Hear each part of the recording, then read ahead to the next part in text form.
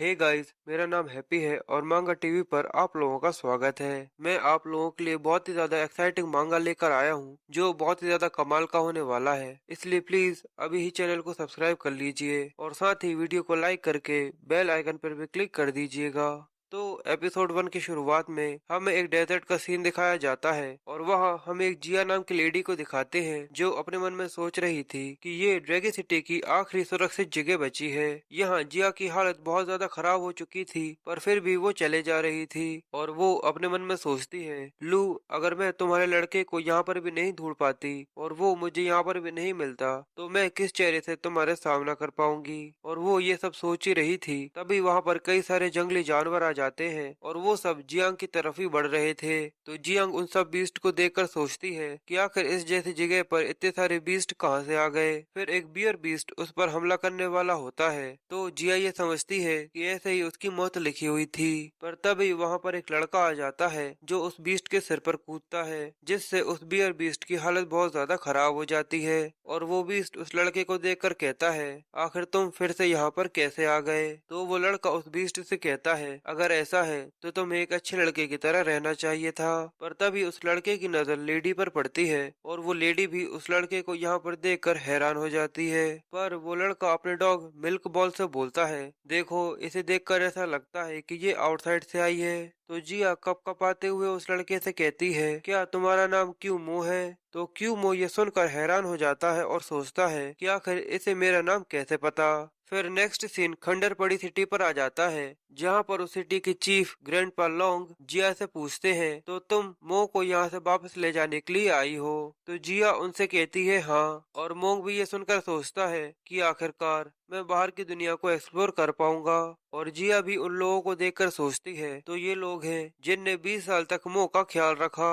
अब ग्रैंडपा लोंग जियान से सबूत दिखाने का कहते हैं और कहते हैं कि अगर तुमने हम लोगों से झूठ बोलने की कोशिश भी की तो हम लोग मिलकर तुम्हें मार डालेंगे। ये सुनकर जियांग थोड़ी सी घबरा जाती है और सोचती है, मुझे ऐसा लगा ही था, इतनी आसानी से ये बातें सॉल्व नहीं होने वाली। फिर जियांग उन लोगों से कहती है, मो का फेस उसकी माँ से मिलता है। जो सुनकर सब चुप हो जाते हैं पर अगले ही पल सब लोग चिल्लाते हुए कहते हैं कि ये सही कह रही है। इसलिए ग्रैंडपा लोंग मुंह से कहते हैं, मुंह, अब समय आ गया है कि तुम्हें बाहर की दुनिया में जाकर अपनी ट्रेनिंग को पूरा करना होगा। ये शायद तुम्हें बॉटलनेक को ब्रेक थ्रू करने में मदद करेगा।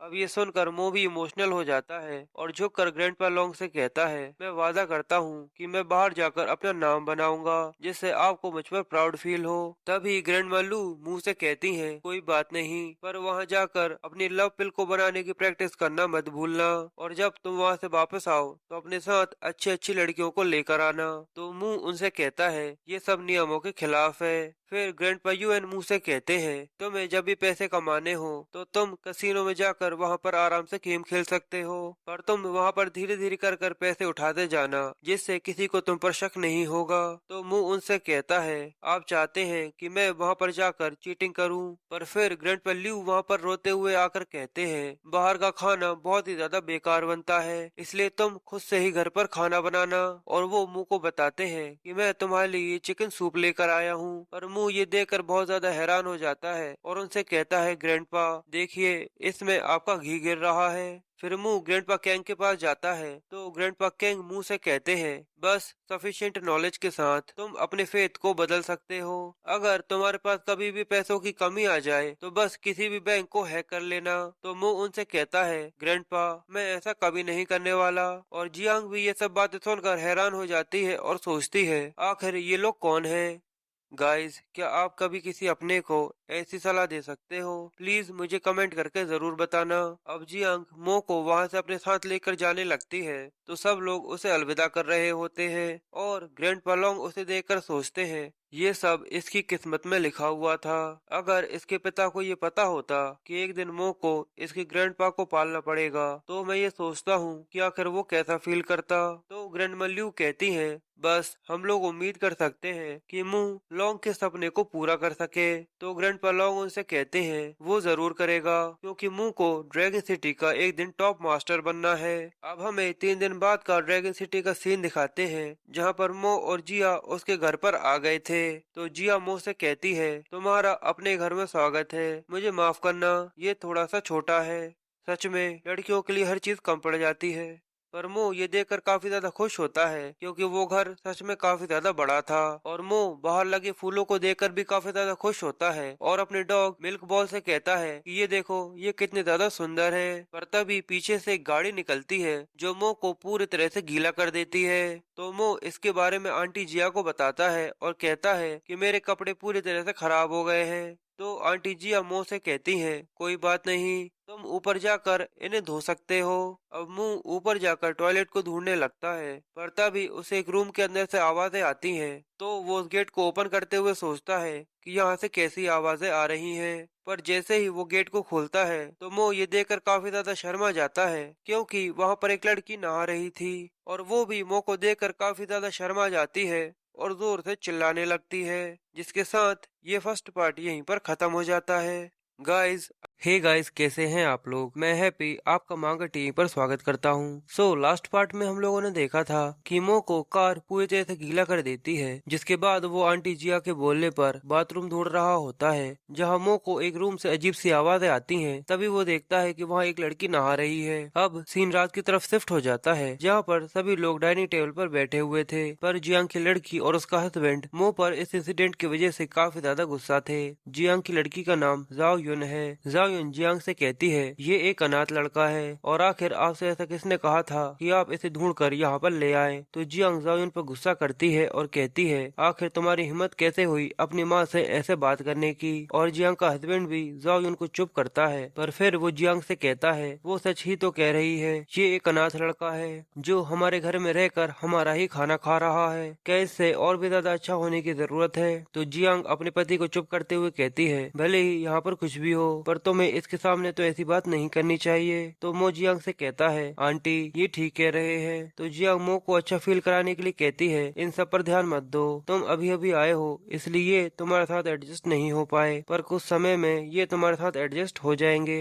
और साथ ही जिया मोंग को कुछ खाने के लिए देती है और कहती है ये मीट बॉल्स तुम्हारे अंकल ने बनाए हैं, इन्हें टेस्ट करके बताओ कि ये कैसे बने हैं। जिसके बाद जियांग कहती है खाना खाकर अच्छे से सो जाना, कल हम तुम्हारे पेरेंट्स से मिलने जाएंगे। फिर हमें नेक्स्ट दिन का सीन दिखाते हैं जहाँ पर जिया और मो दोनों ग्रेवयार्ड पहुंच चुके थे। जिया दो ग्रेव्स के सामने खड़ी होकर मो से कहती है मो ये तुम्हारे पेरेंट्स की ग्रेव है। तो मो जियांग से पूछता है आंटी जियांग क्या आपको पता है कि मेरे पेरेंट्स की मौत कैसे हुई थी? जियांग कहती है वैसे तो मैं और तुम्हारी माँ काफी सालों तक बेस्ट फ्रेंड्स थे पर वो हमेशा मेरी चिंता किया करती थी इसलिए उसने इसके बारे में मुझे कभी भी नहीं बताया। अब मो जियांग से कहता है आंटी मैं अपने पेरेंट्स के साथ कुछ समय अकेले में रहना चाहता हूँ इसलिए क्या प्लीज आप यहाँ से कुछ देर के लिए जा सकती हैं? तो जियांग उससे कहती है ठीक है। जिसके बाद वो वहाँ से चली जाती है और मो ग्रेव्स के सामने बैठकर कहता है माँ पापा मैं आपको यहाँ पर देखने आया हूँ। जो बोलकर मो वहीं पर बैठ जाता है और उनके सामने अगरबत्ती लगा देता है पर तभी उसकी नजर किसी पर पड़ती है और वो देखता है कि कुछ लोग उसकी तरफ ही आ रहे थे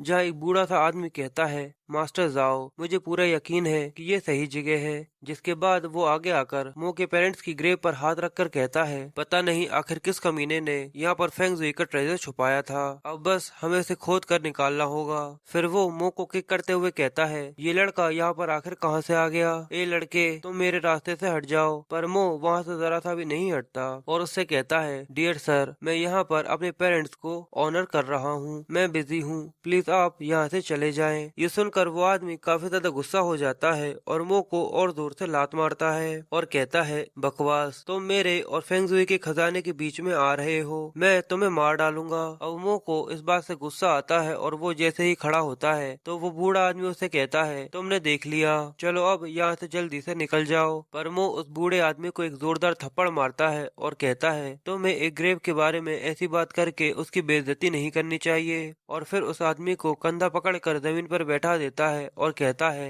एक आदमी को अपने मरे हुए इंसानों को ऑनर करने से रोकना एक बहुत बड़ा पाप है और ये मेरे पेरेंट्स के लिए काफी ज्यादा शर्म की बात होगी कि मैं तुम लोगों को उनकी ग्रेव्स खोद कर उन्हें उनके पूर्वजों से अलग करने दूं। जिसके बाद वो उस आदमी को एक जोरदार किक करता है जिससे वो आदमी पीछे लगे पेड़ से जाकर टकराता है और काफी ज्यादा घायल हो जाता है। और मो उससे कहता है तुम्हें ऐसे पाप के लिए तो मर जाना चाहिए। ये देखकर उसके साथ आए हुए लोग काफी ज्यादा हैरान हो जाते हैं और वो आदमी कहता है, कैप्टन जाओ, इस पूरी ड्रैगन सिटी में केवल एक यही जगह है जो सबसे ज्यादा कीमती है। प्लीज कैसे भी कर इस लड़के से उस जमीन को बचाइए। जाओ गुस्से में मुंह की तरफ देखते हुए सोचता है, ये सब मुझे मेरे ग्रैंडपा के लिए करना पड़ेगा और उनके लिए तो मैं इस पूरे ग्रेवयार्ड को भी काट सकता हूँ। फिर जाओ मुंह से कहता है, छोटे भाई चलो बैठकर बातें करते हैं, मुझे ये जमीन का टुकड़ा चाहिए, तुम बताओ तुम इसकी कितनी कीमत लोगे। मुंह कहता है, अगर मैं इसे नहीं बेचना चाहूँ और इसकी कोई भी कीमत ना हो तो तुम क्या करोगे।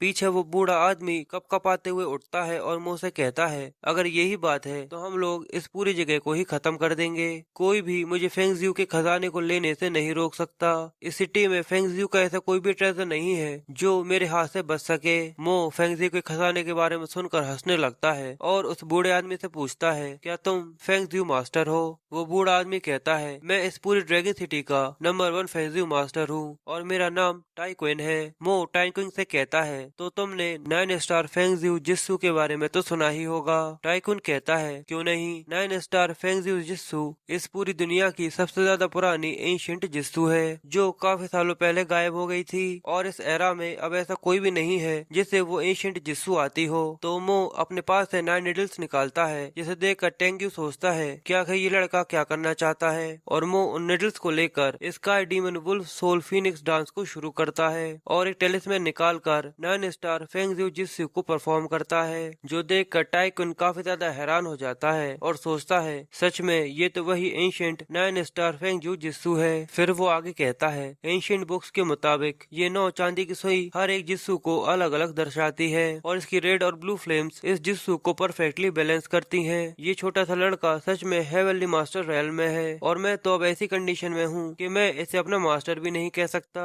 पर फिर अगले ही पल टाइक्विन मो के सामने अपने घुटने टेक कर उसके सामने हाथ जोड़कर कहता है, मुझे माफ कर दीजिए, मैं काफी ज्यादा बूढ़ा हो चुका हूँ, इसलिए मैं ये समझ नहीं पाया कि आखिर मेरे सामने एक हेवनली मास्टर खड़े हुए हैं। मैं आपसे भीख मांगता हूँ, प्लीज मुझे माफ कर दीजिए। तो मो उससे गुस्से में कहता है, इन ग्रेव्स के नीचे कोई भी खजाना नहीं है, इसलिए अपनी तशरीफ उठाओ और यहाँ से निकल जाओ। तो टाइकुन कैप्टन जाओ से कहता है, हम इस इंसान को अफेंड नहीं कर सकते, इसलिए हमारे लिए यही अच्छा होगा कि हम लोग जल्द से जल्द यहाँ से निकल जाएं। तो जाओ अपने मन में सोचता है, मैंने हेवनली मास्टर्स के बारे में कभी भी नहीं सुना, पर टाइकुन को देखकर ऐसा लगता है कि वो इस लड़के से काफी ज्यादा डरा हुआ है और साथ ही टाइकुन अभी अभी इसे मास्टर भी कह रहा था, शायद ये मेरे ग्रैंडपा को हील करने में मेरी मदद कर सकता है। अब जाओ मो के सामने झुककर उससे माफी मांगता है और कहता है, हमें माफ कर दीजिए, हम लोग हमारे ग्रैंडपा को बचाने के लिए ये सब कर रहे हैं, पर मैंने सुना है कि हेवनली मास्टर्स मेडिकल ट्रीटमेंट में काफी ज्यादा अच्छे होते हैं, इसलिए क्या आप हमारे ग्रैंडपा को बचाने में हमारी मदद कर सकते हैं। जाओ मो से कहता है, पर मैं ऐसा क्यों करूं, जो इंसान वैसे ही आज रात मरने वाला है उसे बचाने की कोशिश कर भी मुझे क्या मिलेगा।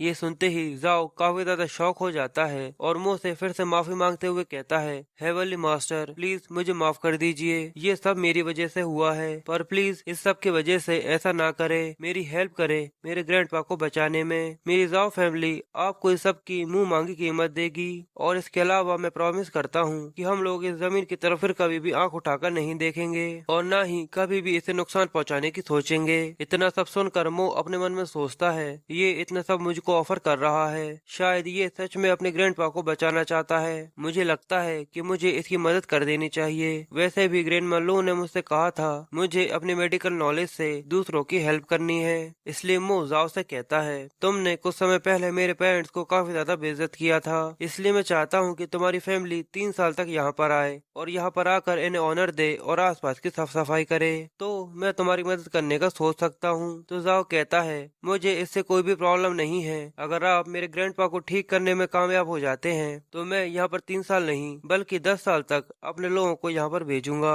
अब नेक्स्ट सीन हॉस्पिटल का होता है जहाँ पर जाओ डॉक्टर जू से अपने ग्रैंडपा की करंट सिचुएशन के बारे में पूछता है और कहता है, डॉक्टर जाओ आखिर अब मेरे ग्रैंडपा की हालत कैसी है। डॉक्टर जू मुस्कुराते हुए जाओ से कहते हैं, तो आप यहाँ पर अपने ग्रैंडपा की हालत के बारे में पूछने आए हैं। फिर वो हल्का सा मुस्कुराते हैं और कहते हैं, जब तक मैं यहाँ पर हूँ तब तक वो 1 महीने तक और जिंदा रह सकते हैं। फिर जाओ उन्हें मुंह से मिलाता है और कहता है, डॉक्टर जाओ क्या ये कुछ समय के लिए मेरे ग्रैंडपा की कंडीशन को देख सकता है। मुंह को देखकर डॉक्टर जू सोचते हैं, सच में इस लड़के को मुझ पर जरा सा भी भरोसा नहीं है। फिर डॉक्टर जू मुंह के पास आकर उसे बताते हैं कि मेरा नाम डॉक्टर जाओ है। मैं इस पूरी ड्रैगन सिटी का बेस्ट स्पेशलिस्ट हूँ। पर क्या तुम मुझे बता सकते हो कि आखिर तुम कौन से हॉस्पिटल से आए हो? आखिर तुम्हारी रैंक क्या है? मुझे तुम्हारा सर्टिफिकेट भी देखना है। अब जल्दी करो, मुझे ये सब दिखाओ। मो डॉक्टर जाओ से कहता है, मैं किसी हॉस्पिटल में काम नहीं करता, ना ही मेरी कोई रैंक है और ना ही कोई पोजीशन और ना ही कोई डिग्री। तो डॉक्टर जू हंसते हुए सबके सामने कहते हैं, तो आखिर तुम किस तरीके से काम करते हो?